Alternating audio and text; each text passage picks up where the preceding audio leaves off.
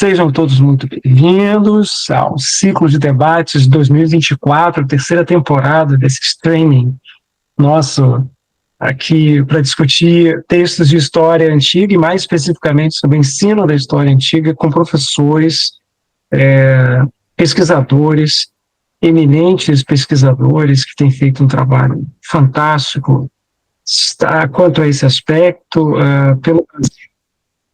Eu queria agradecer aqui, eu vou passar já a palavra para a Maria Clara Guedes, que vai coordenar esse bate-papo, mas eu queria agradecer ao Carlos Eduardo Acosta Campos, que é um grande amigo, uma querida pessoa, um pesquisador dos mais importantes, renovando e aprofundando os estudos da arqueologia antiga e das reflexões sobre numismática e tantas outras coisas que ele pesquisa, e também, né, eu diria em especial, com um forte diálogo com o ensino de história antiga, né? E é por isso que ele foi convidado aqui para conversar com a gente hoje aqui. Tá, Carlos, muito obrigado pela sua presença e... Todos, boa noite, todo mundo. Professor Carlos Eduardo da Costa Campos, muito obrigado pela presença.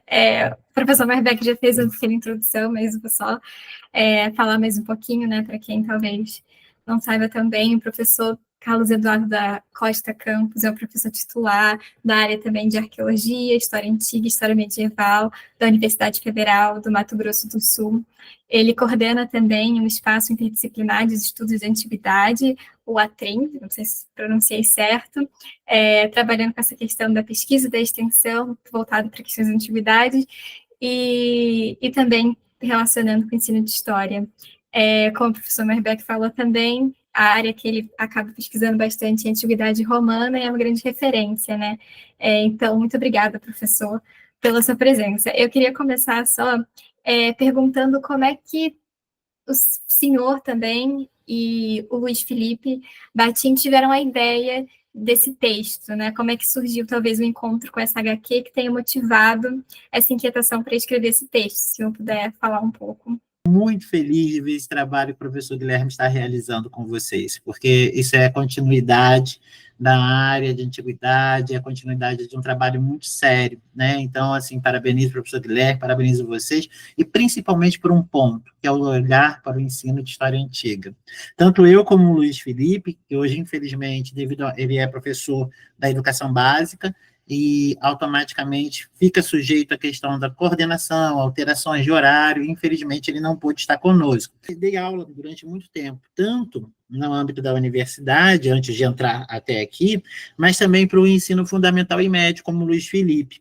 E nós sempre fomos apaixonados por quadrinhos, sempre lemos muito, conversávamos, quando a gente ia para congresso, viajava, a gente discutia quadrinhos, discutia também de lazer. E nesse lazer, como tem dois historiadores trabalhando com, principalmente, a antiguidade, você pode imaginar que a gente discutia quando tinha coisa de antiguidade. Ainda mais que um dos maiores quadrinhos que a gente amava era Santa Ceia. Então, era antiguidade ali o tempo inteiro. Viramos professores da educação básica, começamos a lecionar na educação básica, e naquela época... e isso depois a gente vai conversar mais profundamente, a gente acreditava que os quadrinhos falavam muito para aquela geração, para aquele grupo, né? Para aqueles alunos que a gente estava formando. Então, nesse pensar os quadrinhos para a educação básica, nós também começamos a pensar o seguinte, tá, mas como a gente vai sair um pouquinho do que já foi dito? Muito já tinha sobre trabalhos, por exemplo, sobre a Odisseia, sobre a Ilíada na forma de quadrinhos, Turma da Mônica, Sítio do Pica-Pau Amarelo, tinha muitas coisas que já foram transformadas em propostas, incluindo em formato de quadrinhos, para serem trabalhadas com a educação básica. E aí eu comecei a pesquisar e encontrei, numa época, ali por volta de 2016, 2017, uma série de novas HQs que se relacionavam com a antiguidade. E pesquisando mais, encontrei essa série exatamente que vai dar origem a Hades, Zeus, Hera, que vai ser esse material, inclusive para professores, que vão ser o conjunto, a coleção, né, a coletânea sobre os deuses olímpicos. Essa coletânea me chamou a atenção e me fascinou na hora. porque ela tem incluído material para professores. Aí foi aí que eu falei, cara, é esse, e língua em português, ele é inglês e tinha tradução pela Paz e Terra para o português. Eu falei, é esse material que eu tenho que pensar em problematizar e divulgar, porque ele pode ser um aparato interessante para o professor selecionar trechos e trabalhar com os alunos em sala de aula, para começar esse processo de letramento mitológico, letramento histórico. Aí a gente pode entrar no conceito de letramento e cada um pensar como é que pode trabalhar na sua pesquisa, né? E começar com esse letramento sobre o mundo antigo, sobre os mitos. E a primeira que me chamou a atenção para trabalhar foi Hades, porque era exatamente aquele Deus que todo mundo deixa de lado, em geral. Né? Vamos falar de Zeus, vamos falar de Atena, vamos falar sobre Poseidon, mas falar sobre Hades ainda é, na cultura, eu falo muito do Brasil aqui, um probleminha para se conversar, Maria. Eu percebo muito que se tem uma rejeição, tanto que no dia que eu fui dar aula sobre, eu dei um curso de mitologia, tanto para a graduação como para o mestrado, para o Prof. História, no mestrado. Eu dou com frequência esse curso de mitologia aqui no Prof. História de Mato Grosso do Sul. E foi muito interessante que tinha alunos, e quando eu fui discutir o Hades, falaram que estavam com medo, que não queriam trabalhar, aquela associação com o mal, né? Com o mal que foi criado na cabecinha deles, que não tem nada a ver com o Hades, nosso do mundo antigo. Né? Nosso, olha, o nosso Hades grego. Então, você vê também a questão do tempo. E isso me levou a querer problematizar e escrever o texto. Ou seja, ele é fruto exatamente da rejeição que eu via sobre o Hades, porque quando a gente fala de mundo antigo, Hades é uma das figuras muitas vezes apagada ou transformada em vilão pela Disney, né? Então, isso foi um dos caminhos, foi uma das coisas que foi assim, vamos falar sobre vamos escolher um deus. Qual HQ começar? A Hades. Começar com a HQ do Hades. Exatamente pelos problemas que se tinha no olhar sobre ele. Imagina, então, na sala de aula como é que não deve estar. Muito obrigada, viu, professor? Já que o senhor tocou nessa questão, que a figura do Hades, porque eu achei muito interessante isso, inclusive lendo o texto, de como que tem essa tentativa de desmistificar essa figura que foi muito erroneamente propagada. A gente realizou alguns ciclos de uns minicursos aqui relacionados à recepção da história antiga. E aí acho que também entra no caso de uma recepção de uma figura mitológica. E eu queria perguntar para o senhor, porque o senhor fala muito sobre essa questão de como que também, quando se utiliza esses quadrinhos em sala de aula, é muito importante contextualizar, né? Que ele está inserido num tempo passado e que também faz uma leitura de mundo. E aí, queria que você abordasse um pouco mais isso, né? Como é que o papel do professor nesse cenário de articular, talvez, essa recepção, esse olhar, e também essas questões mesmo do que é verídico, do que não necessariamente é. Se você poderia falar um pouco sobre isso. Acho que eu fazia... fui professor durante muito tempo e sempre declaro meu amor pelo 6º ano do ensino fundamental. Então, assim, enquanto a maior parte dos professores estavam fazendo seus mestrados, seus doutorados e queriam sair do 6º ano, ficar no ensino médio, eu amava dar aula para o 6º ano.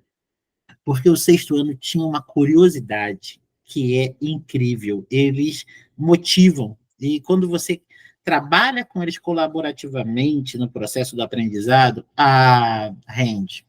Então, a minha paixão de lecionar era o 6º ano. Então, o que acontece, Maria? Quando a gente vai trabalhar com eles vão chegar cheio de ideias e cheio de preconceitos também. Entende? Chegou, o Júnior aqui já apontou também. Então, o que acontece? Eles chegavam cheios de preconceitos sobre o Hades, sobre o mundo grego, muitas vezes, coisa que foi mudando muito da minha geração para deles, né? Quando eu virei professor. Eu chegava com fascínio, eu lembro quando eu era criança, eu tinha fascínio por esse mundo. Mas a gente sabe que aconteceu uma alteração no Brasil, houve uma demonização desse mundo, né? E não foi só as culturas africanas que passaram por isso na história recente. A cultura africana foi a que mais sofreu, mas agora a gente está passando por um processo de extensão desse preconceito que já existia para os mundos africanos para todas as temporalidades. Hoje em dia, dependendo do lugar que você esteja, trabalhar com mitologia grega também já virou um problema. Antes a gente questionava muito, né? Que era só por que a gente ensinava só a mitologia grega e só a mitologia africana que sofria o preconceito. Hoje eu posso falar que esse preconceito preconceito está se aprofundando de tal forma que está estendido para várias culturas e várias sociedades que não seja o contexto judaico-cristão. Eu percebo isso lecionando na universidade. Então, assim, a coisa está ficando cada vez mais, eu diria para vocês, assim, acentuadas no preconceito e no combate que a gente precisa fazer esse preconceito. Ou seja, tem já o preconceito para determinados deuses a serem trabalhados e tem outros deuses que antigamente ainda eram tolerados, digamos assim. Agora não tem nem mais essa tolerância com os outros deuses. Ou seja, agora a coisa se aprofundou de uma forma que piorou ainda mais. E essa questão desse preconceito com eles vai trazer várias coisinhas na cabeça, assim, péssimas, que vocês podem pensar. Só que a gente não pode ser reativo. Se nós formos reativos, nós que somos professores, que vamos ajudar na construção do conhecimento, a gente vai aprofundar ainda mais esse fosso. Então, o que eu pegava e fazia com eles? Trazia os deuses, o mito, o mundo, o cosmos, e deixava eles falarem primeiro. Era um exercício de os ouvir e tentar entender tudo que Rissa e Ana Maria Monteiro nos fala, já sobre a ideia desse conhecimento que essas crianças, que esses jovens ou esses adultos, que eu também trabalhei muito também com EJA e trabalho até hoje na universidade com esses projetos, né? Vamos deixar eles falarem. Vamos ouvir o que eles pensam. E a partir do que eles traziam das suas concepções, eu começava a trabalhar com eles aquilo que eu falava para eles. Olha, agora vocês trouxeram a visão com a qual vocês foram formados, ou a mídia produziu. Agora vamos ver com os textos antigos como que esses deuses eram vistos pelaquela sociedade naquele tempo. E aí eu começava o processo de conversa com eles em sala de aula. Começava a usar já aquela ideia de usar fontes em sala de aula, pegava Homero, pegava Hesíodo, pegava todos esses grandes escritores que a gente escuta falar na universidade, as minhas crianças já ouviam, porque eu pegava deles, olha, vamos ver o que o Pausanias falou sobre Zeus, sobre Atena, vamos estudar aqui a Titonomáquia, vamos escutar um pouquinho sobre isso. Olha como é que eles pensavam, e tentava fazer eles embarcarem no pensamento de um autor, logicamente, lembrando que era um autor em uma época, sobre aquele mundo. E sempre chamando atenção para eles, olha, mas lembre-se, isso daqui é a visão de um autor que chegou até a gente. Poderia também ter outras visões naquele mundo sobre esses mesmos deuses. Porque aqui é o que sobreviveu e chegou. E aquilo que se perdeu? Aí pegava as imagens, as cerâmicas, né? Sempre trabalhava com eles sobre a questão das cerâmicas. Olha aqui a arte sequencial, olha a HQ na cerâmica. Então pegava aquelas imagens sobre os mitos, ia virando, ia mostrando para eles as imagens, né, da cerâmica e falando, olha, é como se ela estivesse fazendo uma arte, contando, ela faz de fato, né? Ela está contando uma história aqui, se você for rodando essa cerâmica. Vamos ver esse mito, o mito de Deméter e Perséfone, Hecate indo ao mundo dos mortos, tudo isso daí eu ia usando exatamente a cerâmica e esse material. E eles ficavam fascinados. Ou seja, lógico, são estratégias e para cada turma também você tem que pensar isso, como você falou. Como é que a gente vai trabalhar isso com uma turma? Primeiro, tem que pensar qual turma que eu estou pegando. É uma turma que eu vou conseguir explorar todo esse material, literatura e a ceramologia, ou só vai dar para trabalhar com a literatura só com a ceramologia? Eu tentava visualizar perfis e tentava trazer propostas para eles. Dava certo? Às vezes dava, às vezes não dava. Entende? É tentativa e erro. É que a gente, na história, está acostumado muito a contar só as vitórias. Então, vocês pegam as teses, as dissertações, os artigos, aí fica tudo como se, olha, desde o começo, tudo teleologicamente já feito, você pensou a estratégia certa, tudo deu certo no caminho, nada deu errado. Gente, nesse ponto aí, a gente precisa aprender um pouquinho com nossos colegas das ciências exatas, tecnológicas, da Terra e por aí vai. Que eles contam também onde a amostra deu erro. E deu erro! Também deu erro. Olha, e como deu? Até a gente ir pegando, eu entendendo que eu precisava trabalhar perfis.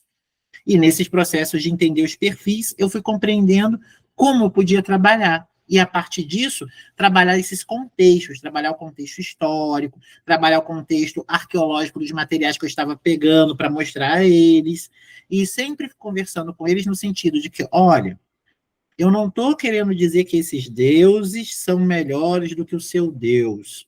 Eu não estou querendo aqui criar uma cisão ou uma ruptura com a sua crença. Eu quero que vocês apenas tentem observar como que aquela sociedade, naquele tempo, via esses deuses e via esses mundos. Então, assim, era muito diálogo, sabe? Eu trabalhava muito na questão do diálogo, da conversa com eles, e que eles entendessem que nada ali era uma questão de imposição de uma religião, de uma forma de ver o mundo sobre eles, mas que eles podiam também estar ali vendo como outras sociedades, em outros períodos, pensavam a sua forma de estar no mundo, e que não era pelo prisma como eles mesmos hoje veem.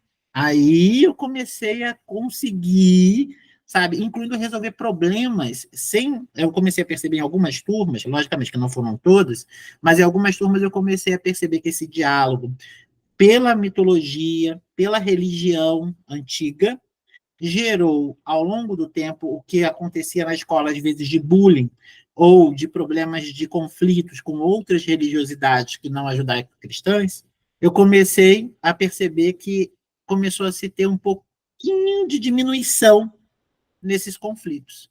Foi uma coisa que a gente começou a conversar muito na coordenação da escola na época. Então, foi a partir dessas experiências, dessas observações. E contextualizar é essencial, porque o texto, por mais que a HQ Hades ela tenda os deuses olímpicos, sempre busque se aproximar muito do uso da documentação, muito da questão da estrutura do mito, a gente não pode esquecer que ela é um produto de mercado. Como produto de mercado, ela tem interesses, ela tem uma finalidade de venda que vai suprimir informações, que não vai trazer tudo que a gente gostaria de ver, por exemplo, numa HQ. Que aí, às vezes, a gente está esperando, como historiadores ou como arqueólogos, que aquilo ali seja praticamente o Hesíodo, que aquilo ali seja o Pausani. E não, é outra finalidade que a HQ tem. E a primordial dela é a venda. Né? Não podemos esquecer que a primordial dela é a venda. E aí você vai trabalhando exatamente com eles. Então, como professor, usando a HQ, eu ia trabalhando as cenas, eu ia projetando as cenas da HQ e eu ia pedindo para a gente ir conversando sobre ela. Né? Conversava, o que vocês conseguem compreender sobre essa imagem? E contextualizava, Maria. E aí ia contextualizando com eles. Olha, aqui tem um probleminha, eles não citaram essa passagem. Isso daqui, ó, não está de acordo com o que a gente tem nos hinos homéricos. Então, e sempre pensando, são sexto ano, eu só estou tentando familiarizar ele com um capital cultural, entende? Que existe em uma sociedade, num determinado período, num determinado tempo. Mas eles não são historiadores. Então, também, eu só ia familiarizando eles com os vocabulários. Olha, tem um texto daquela época que se chama tal, entende? Olha o Hesíodo, foi um importante escritor, e ele trazia os mitos. Aí deixava um linkzinho para eles, deixava na pastinha da turma lá um link com o acesso a um PDF, né, ao material do Hesíodo, porque se alguém ali tiver curiosidade, um dia, no sexto ano, pode despertar, às vezes, o interesse e a curiosidade. Era assim que eu trabalhava com eles, sabe? Mas sempre também com uma linguagem, uma coisa que sempre foi minha preocupação, a linguagem. Contextualizar para quem? Essa é uma pergunta que vocês, como professores, têm que fazer. Porque... E outra, como contextualizar sem perder também o rigor? É outra questão que vocês precisam ter quando vocês forem lecionar. Porque não posso também contextualizar uma HQ e com isso daí eu começar a criar, cometer anacronismos terríveis e que vão massificar no aprendizado da criança, entende? Ou do adulto, porque assim, eu estou falando da criança, mas a gente pode esquecer dos adultos também que estão passando pelo processo de alfabetização, que já tem uma imagem, aí eu vou lá tentar reconstruir a imagem e posso também causar um extremo conflito, trazendo uma imagem totalmente anacrônica também dessa sociedade, achando que eu estou tentando familiarizá-lo. Então, assim, a gente precisa ter um cuidado com essa relação com o mundo antigo ao contextualizar. Tá? Mas é essencial contextualizar. E uma coisa importante a gente pensar, o rigor que eu falo é a gente não perder a relação com questões éticas, não trabalhar com construcionismos, que não tem a ver com aquele contexto, com aquela sociedade, aquela época. Rigor é a gente seguir os pressupostos básicos da nossa formação como historiadores, nosso compromisso como profissionais. Mas a gente tem que pensar que existem vários tipos de métodos a serem aplicados nos mais diferentes contextos. Então, realmente, se eu for pegar um método para lecionar para a graduação e for pegar o mesmo método para o 6º ano, a gente não vai conseguir aproximar. E da mesma forma que a gente tem que pensar que esses métodos precisam ser adaptados a cada contexto e a cada sociedade, ou seja, a cada grupo. Então, eu penso que o rigor, ele precisa ser adaptado, ou seja, ele precisa falar e ser aplicado, e ser analisado, a depender do público que você está trabalhando, para que você possa criar essa conversa, esse diálogo com eles. Tá? Se eu vou trabalhar com uma proposta, por exemplo, de divulgação científica numa praça, não é a mesma forma que eu vou trabalhar numa sala de aula, não é a mesma forma que eu vou trabalhar se eu for para um presídio, trabalhar com aquele grupo, e não é porque eu estou criando segregacionismo, não, é porque são realidades distintas em cada espaço e cada locais que vão necessitar um tipo de abordagem distinta. Agora, a gente não pode, com isso, começar a construir narrativas que não estão relacionadas com o evento que a gente está trabalhando, com as fontes, com o que as fontes dizem, entende? A gente não pode começar a fazer construcionismos, revisionismos históricos perigosos que sondam o Brasil, entende? Essas questões que a gente tem que ter muito cuidado ao trabalhar com esse público.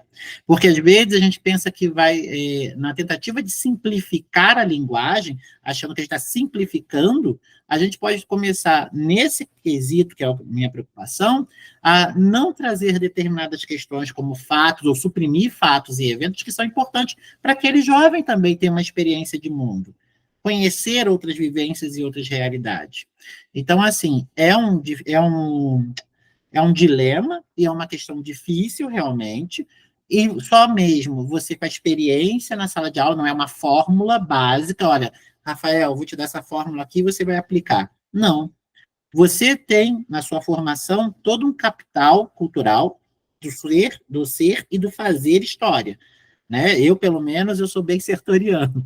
Então, eu sou apaixonado por Sertor, na escrita da história, ainda não consegui tirar o vínculo com ele.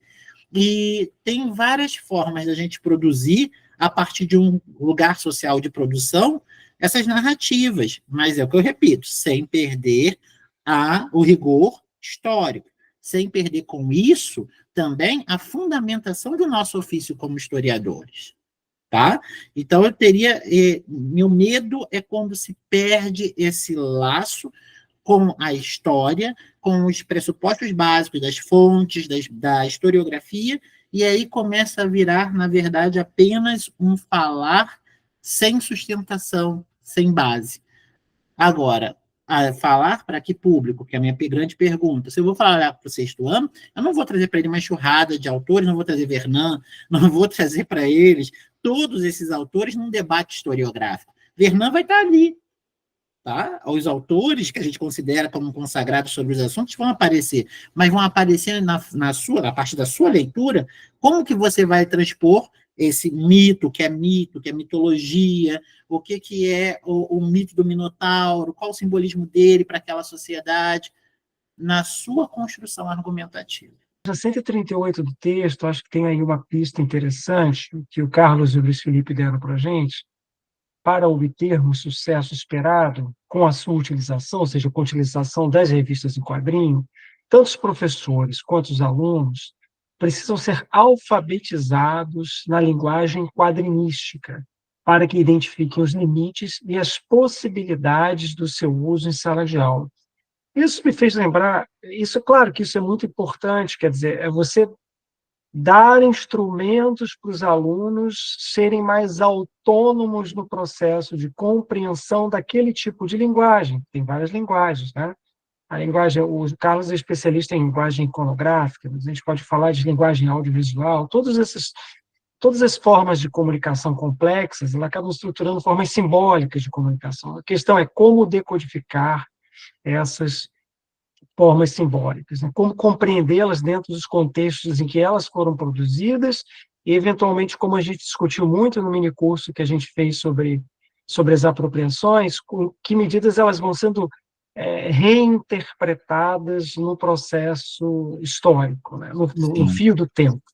Né? Então, acho que tudo isso é importante para a gente perceber, e a gente está falando de linguagem, esse é o primeiro ponto, que é um ponto que está mais embaixo, né? Ou seja, um ponto que muitas vezes é mais difícil de ser visualizado pelos alunos, sobretudo, porque, e voltando a fazer aqui chamando a atenção para o fato de que eu acho que para todos os didáticos da história que eu leio hoje, sem exceção, desde a didática da história alemã, desde o pessoal da psicologia cognitiva dos Estados Unidos ou do Canadá, ou mesmo os franceses e a literatura quebecois nesse sentido, todos eles enfatizam a relevância da interpretação e seleção de fontes no processo de aprendizagem histórica, interpretação e seleção de fontes. Não existe ensino de história sem uma seleção de fontes para se fazer isso. A nossa geração leu muito, e ela era alfabetizada, até as camadas populares, elas começavam incluindo era Turma da Mônica, era os Gibizinhos, o Menino Maluquinho, e por aí vai. Turma do Chaves, tinha tudo isso. Depois veio a geração dos Cavaleiros do Zodíaco, né? E veio a revista Herói, e aí foi ampliando e foi saindo somente da esfera que nós tínhamos. Os animes e os mangás começaram a tomar, né, na infância, esse papel. O problema todo é o seguinte: será que os quadrinhos, será que as charges, hoje, em sala de aula, vão funcionar? De uma mídia aproximar para outra para poder chegar nesse resultado que eu gostaria que o jovem chegasse, que é principalmente também da familiaridade com os textos clássicos, que é a familiaridade com esse mundo antigo, entende? Então, às vezes, se a gente não está conseguindo, se na minha inquietação, que era os quadrinhos não estarem mais diretamente associados, às vezes por um jogo, que eles estão mais dentro da realidade deles, a gente pode começar o processo para essa aproximação. Mesmo que eu não vá, por exemplo, trabalhar com esse jogo, dizer que esse jogo pode ser um caminho, uma ponta, né, de aproximação do jovem para daí fazer esse letramento. Eu fiquei pensando aqui nisso como um método. Acho que tem uma coisa interessante, assim, que também o Carlos e o Luiz Felipe desenvolveram no texto, que eu acho que é importante a gente ressaltar, que é as possíveis releituras de uma mesma personagem. Não é isso? Disney, né, transforma o Hércules numa espécie de menino da classe média da Grécia Antiga. Não é isso? Ou seja, ele tem os problemas do que um garoto da classe média, sei lá, nos Estados Unidos teria também, sabe? Há o problema lá com o pai que não entende o que ele quer ser, e aquela coisa toda. É uma boazinha, cara, que quer cuidar do cuti-cuti-cuti do bebezinho Hércules, assim, e na real do mito, pelo menos, ela queria matar aquela criança. E aí fica sabendo, no final das contas, que Zeus violou a mãe de Hércules. Isso foi uma violação, tá? Foi um estupro, porque ele finge ser o marido de Alcmena que está voltando da guerra. Ou seja, claro que, volto a dizer, as apropriações e releituras, elas fazem parte do universo das mitologias, e isso, não estou fazendo nenhuma reprovação, mas isso é importante, porque a pergunta que se faz, o que se poderia fazer para os alunos, é por que existem tantas versões do mesmo mito? Por que um mesmo mito ele é relido várias vezes?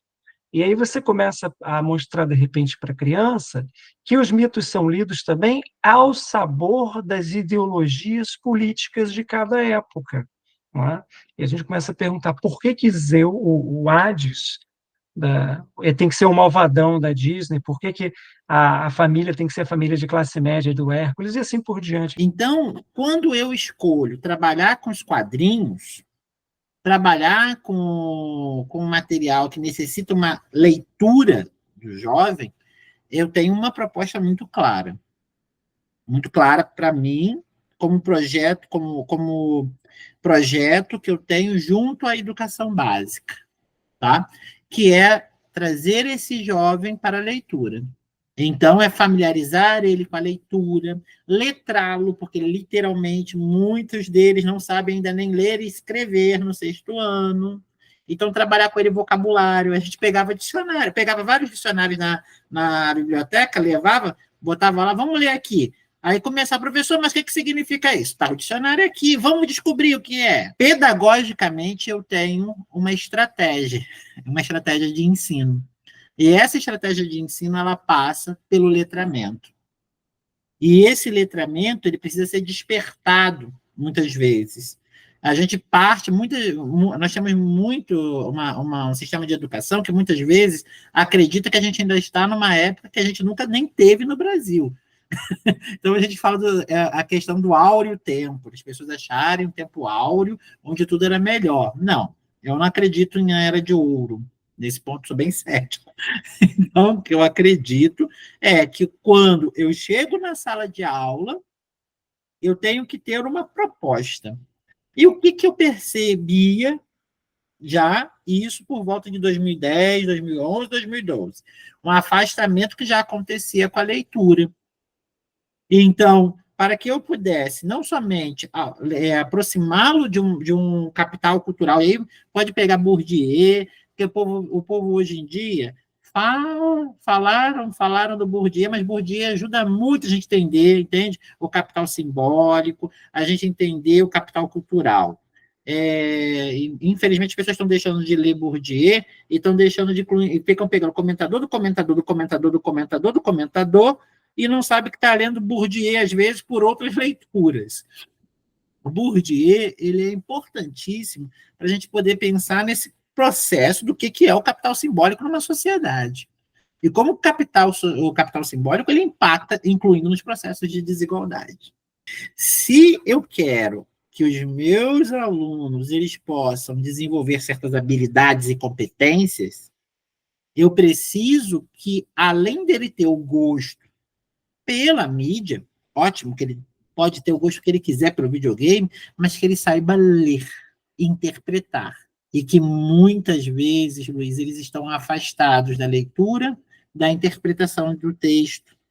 E se eu não sei ler, eu não sei interpretar, eu não tenho vocabulário, eu não tenho várias questões de compreensão, incluindo de realidade de mundo. Até para que eu possa entender com mais clareza as mensagens, os discursos que estão no TikTok, os discursos que estão no videogame, no jogo do Ático, o João Roberto falou muito bem, que estão no vídeo, ele precisa ter uma leitura que vai do texto à leitura de mundo. E nada melhor do que começar com isso no 6º ano. Sabe? Exatamente. Começar a trazer para ele um repertório cultural maior e exercitar a leitura. Vou te dar um exemplo claro. A gente está passando isso na universidade, com o ChatGPT, por exemplo. Por que eu tenho que fazer um aluno ler uma fonte? Por que eu trabalho com debate historiográfico até hoje? Até hoje, aqui, boto lá para pegar o autor, relaciono as ideias do autor, faço para eles estudos de caso, onde eles têm que conversar com os autores naquilo que se aproximam e onde não se aproximam, apontando onde há lacunas, onde não complementou, por uma questão séria. Não se tá, devido ao período do Covid, leitura também no nível superior está cada vez mais difícil. E aí, como é que a gente vai formar professores que não estão lendo? Todo mundo fala que a universidade tem que mudar, que a gente tem que alterar, e piriri e pororó. Acho importante. Cada tempo, cada temporalidade, realmente, a gente precisa se adaptar. Mas existe uma coisa básica que a gente não pode sair, seja na educação básica, seja no ensino superior. Sem leitura. Ler não é apenas a gente ler uma história, é a construção do pensamento, é a capacidade de abstração. é a questão incluindo da reflexão. É o que nos levou, o que fez a gente chegar até aqui hoje, como seres humanos.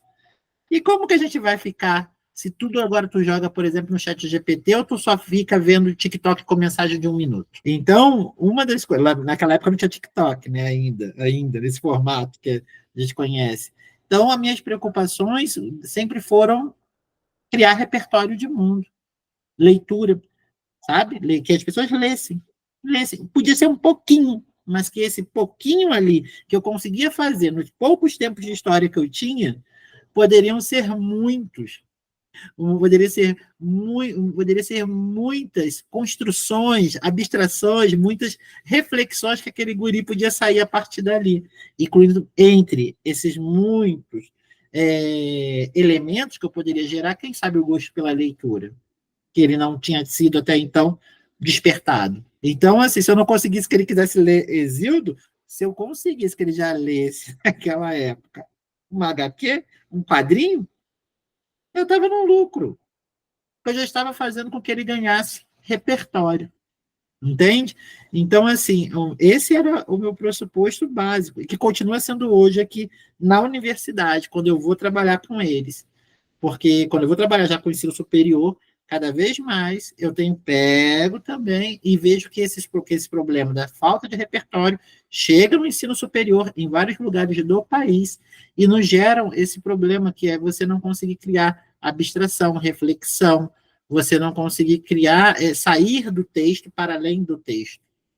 Isso você só consegue quando você problematiza, reflete, quando você gosta de ler e se aproxima da leitura. Leitura, para mim, é uma paixão. Então, é o que me faz... Eu ficava sonhando como era o Coliseu, como que era o Párteno, através dos gibis que eu lia. E quando eu cheguei lá, com Cavaleiros do Zodíaco, entende? Eu, lendo Saint Seiya, vendo mangá e vendo o anime, eu ficava criando. E quando eu cheguei lá, eu olhava aquilo, né? E ficava pensando como eu imaginava, como eu vi no desenho. E olha como é que é, entende? Eu acho que é isso que a gente precisa fornecer à educação básica. Possibilidades. Entre elas, a de leitura, que está sendo perdida cada vez mais. Eu acho tão importante isso que você falou agora, Carlos, assim, que eu só vou fazer uma breve reflexão, assim, falou muito da cultura da leitura, né? Como você incentiva a leitura. E é isso, sabe? Acho que aqui a gente tem futuros professores que estão aqui na nossa sala, ou eventualmente pessoas que já estão em sala de aula. A escola, todo mundo fala, a escola é desatualizada, a escola... Gente, a escola, é evidente que ela tem que dialogar com as tecnologias do mundo, porque ela não pode continuar sendo a mesma. Mas o mais importante na escola, para que a escola seja interessante, não está necessariamente no computador, ou em alguma coisa da tecnologia da informação, está nas práticas pedagógicas realizadas em sala de aula, na centralidade dos alunos nos processos de ensino-aprendizagem. Não adianta a gente chegar em sala de aula e dar aula palestra para os alunos hoje em dia. Vai ser chato pra caramba para eles. Então, como é que a gente, do ponto de vista pedagógico, constrói uma coisa interessante para eles? Interdisciplinaridade, nesse caso, é importante. A gente ensina história, a gente ensina língua também, sabe? Os alunos aprendem língua aprendendo história. Fico bem contente, porque é uma preocupação muito grande. Sou fruto das cotas, né? Sou fruto das cotas, sou fruto de escolas públicas, e uma das minhas maiores preocupações no Brasil é exatamente como que a gente pode continuar defendendo esses espaços, saindo desse pensamento que tomou a academia, e a academia ela discute teorias. Teorias, metáforas, mas quantos de nós estamos fazendo isso, que é o ensino de história antiga, pensando na sala de aula, pensando no ensino levado para as escolas? Então, assim, essa é a minha grande questão, sabe? Você, com seu trabalho todo dedicado ao ensino de história antiga nos últimos anos, contribuindo na formação de professores, trabalhando com formação de professores, eu acho que isso é, nos dias de hoje, por exemplo, um dos maiores fatores de impacto na formação, um dos maiores fatores de impacto no preparo Porque não adianta a gente só ficar discutindo teatro, romanização, império, se a gente só vai ficar com essas discussões entre a gente nos nossos maravilhosos congressos, e isso daí, que horas vai para a sala de aula?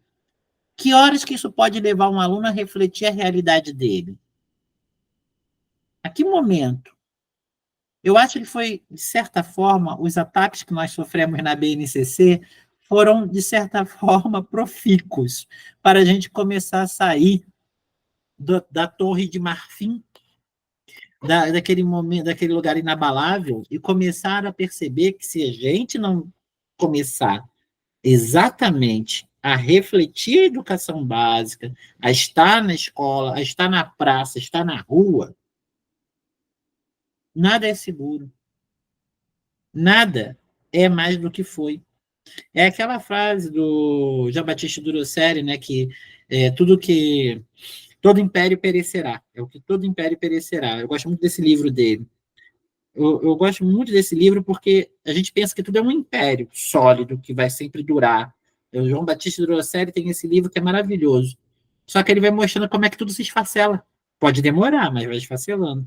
Então, eu acho que os debates da BNCC foram muito bons, porque eles nos fizeram olhar para fora da universidade e olhar para a comunidade e conversar com a nossa comunidade, começar a pensar propostas, olhar para a África, as Áfricas, olhar para a América, pensar como que a gente pode discutir esse mundo para cá. Nós somos um desdobramento também do Mediterrâneo antigo, mas a gente não pode só falar dele sem conectar com a nossa realidade, com o nosso mundo. E eu acho que foi isso daí que nos chamou a atenção, porque a academia ainda sofre de um problema, ainda, apesar disso tudo, ainda continua sofrendo de um problema, de achar que as áreas elas têm que ser discutidas entre os pares e que é menor você levar para uma extensão, é menor você levar para a sala de aula. Enquanto essas pessoas pensarem dessa forma, as nossas áreas, seja ela qual for, de história antiga, história contemporânea, vão estar sendo destruídas. E eu falo sempre aqui, vai destruir a história antiga, vai destruir a história medieval, mas daqui a pouco vai ser a história regional, daqui a pouco a história contemporânea, daqui a pouco não tem história. Não tem mais curso de história. Na verdade, esse projeto de destruição que está em curso, para acabar incluindo com as áreas, vai só nos levar a esse grande cursão de humanidades. A gente fica discutindo às vezes, não quero dialogar com a teoria, não quero dialogar com a América, não quero dialogar com a... Não, nós temos que dialogar, nós temos que ser parceiros, trabalhar em conjunto, trabalhar sim com o ensino, trabalhar sim com a parte da metodologia científica, trabalhar com todas essas áreas de forma conjunta, porque trabalhando em conjunto a gente consegue consolidar nossos cursos, e nossos cursos estão sob ataques. As áreas de humanidades estão sob ataques. E não acabou. Não pensem vocês que acabou. Só está se aprofundando. A gente precisa dialogar, precisa levar para a escola, precisa marcar território, precisa estar presente. É a minha visão. Militância, para mim, é isso. Minha militância é o ensino de história na sala de aula para a educação básica, é ir para a praça, fazer, a gente vai para a FMS, para as praças, isso é militância para mim, da história, para que a gente possa ter emprego para vocês. E a gente possa continuar recebendo vocês também. Ou seja, a gente pode trabalhar várias formas. Basta querer criar um projeto, querer enfrentar também a diversidade, porque a gente vai sair da nossa área de conforto. A gente vai sair da nossa área de conforto. Ah, mas eu não fui preparado para dar aula para esse grupo, como eu já escutei. Eu não fui preparado para dar aula para esse grupo. Você foi preparado para ser professor. Agora, daí em diante, você vai fazer suas escolhas de trabalho, você vai ser, às vezes, colocado em situações de trabalho, e você vai aprender como trabalhar. Então, você não pode pegar essa premissa, eu não fui preparado para dar aula. Eu escutei isso uma vez. Não, nós todos tivemos formação. Agora nós vamos nos preparar. E repito, você vai, você vai falar com a comunidade, você vai acertar, você vai errar, e você vai aprender. E com isso você vai sempre observar o feedback, para você poder fazer numa outra tentativa melhor. Então, assim, eu já tive lugares que eu cheguei para trabalhar em escolas assim que estão afastadas, em áreas extremamente violentas. E aí a pergunta dos professores que me convidaram, mas professor, o senhor vem mesmo? Claro que eu vou. Eu fui, executei o projeto na escola, houve um envolvimento muito legal na escola. E você acha que eu não vou? Eu acho que assim, tudo é questão do parar só, não ficar apenas debatendo a revolução, mas começar a ser agente da revolução. Amigo Carlos, pela sua presença aqui hoje. Agradeço a todos vocês também que participaram desse evento do Didástico. Pessoal, se cuidem, tchau, tchau. Boa noite, boa noite.